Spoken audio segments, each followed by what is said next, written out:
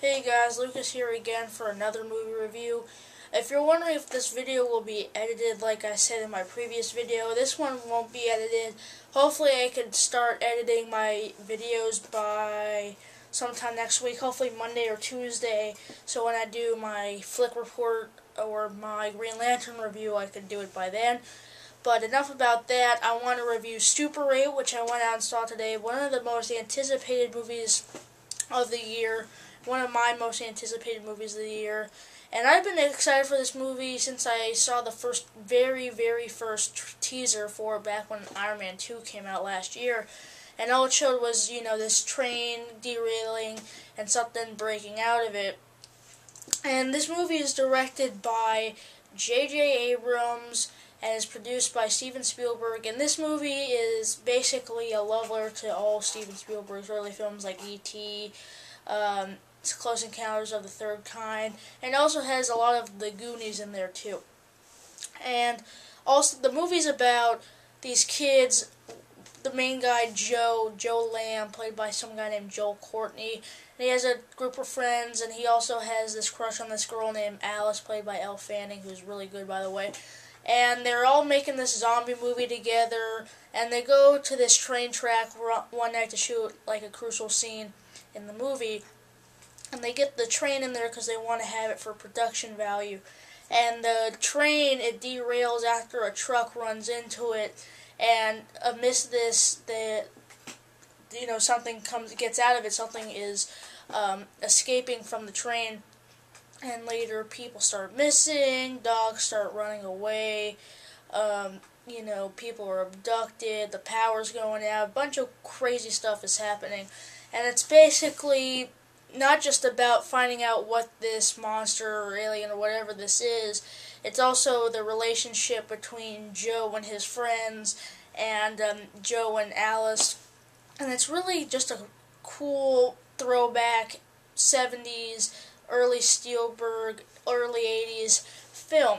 And what I really liked about this film is the nostalgic feel that it brings, because it does feel that you're watching like a early Spielberg film in the theater, which is a really cool experience. And like I was saying before, the acting in this movie is really good, not just by the adults, but surprisingly more of the kids. Joe Courtney, I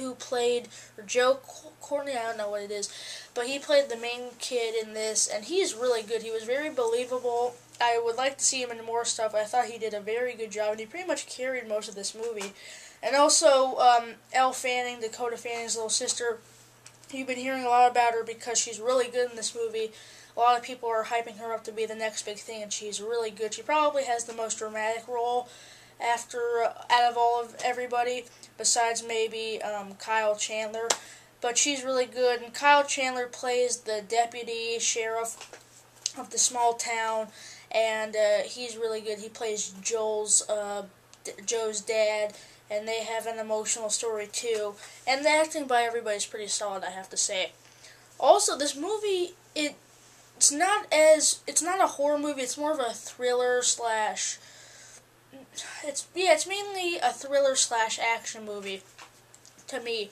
But this movie definitely has some scary parts. There was like 5 to 6 times where my whole theater jumped. There was a couple times where it wasn't really me, but there was like my whole row, and the theater was pretty packed, where just everybody jumped, and that was really fun to watch. And there was some parts where it's genuinely pretty scary and pretty tense, so I gotta give that also to J.J. Abrams. He did a very good job with that.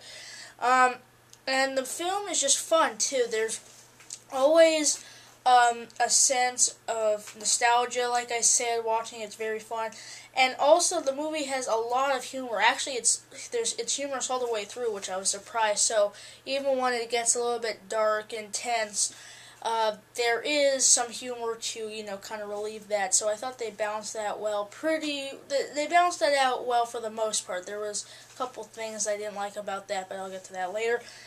And like I said, the film is very suspenseful. There's a lot of tension built into these scenes where you see small characters get picked off.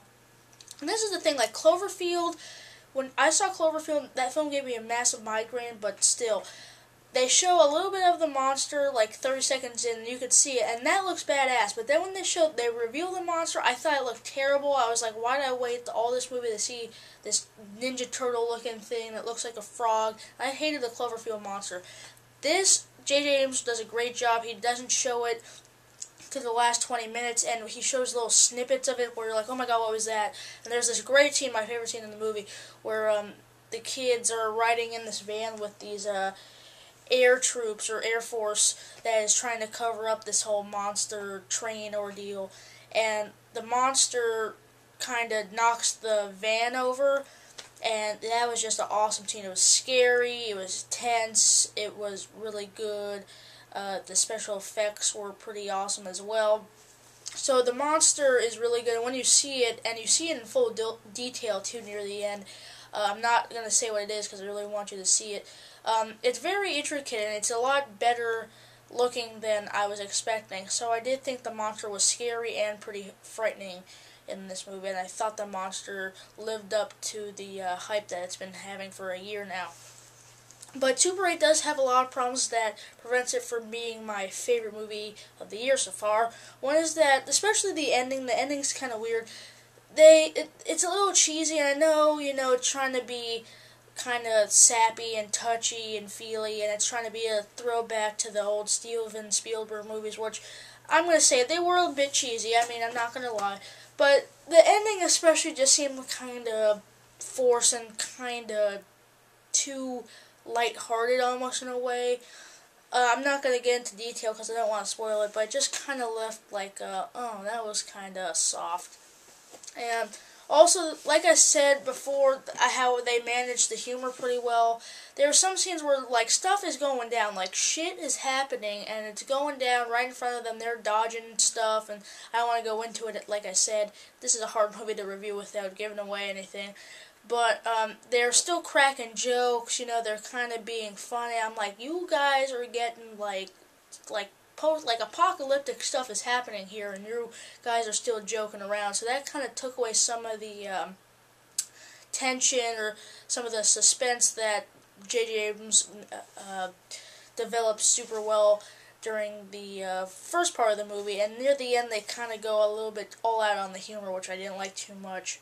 And also, the film's too long for me. I definitely felt it could have been cut by 20 minutes. I still enjoyed it because once it gets to the climax, it's all worth it. But there's a part like 10, 15 minutes before that where it just kind of drags and it's kind of leading to the climax. And there were some unneeded scenes, I thought. But those things, they didn't prevent me from hating the film. I still really like the film. It's definitely worth seeing. It's definitely worth the hype it's been getting. And if you really want to see what the monster looks like, it's definitely worth the wait, unlike Cloverfield. So, this is probably my second favorite movie of the year. It doesn't beat X-Men. It's probably tied with Kung Fu Panda. I probably like this a little bit better than Kung Fu Panda. But right now, X-Men First Class is still in the lead. But I'm going to give this movie 4.5 stars out of 5. It has some problems, but I still love it. Definitely a great film.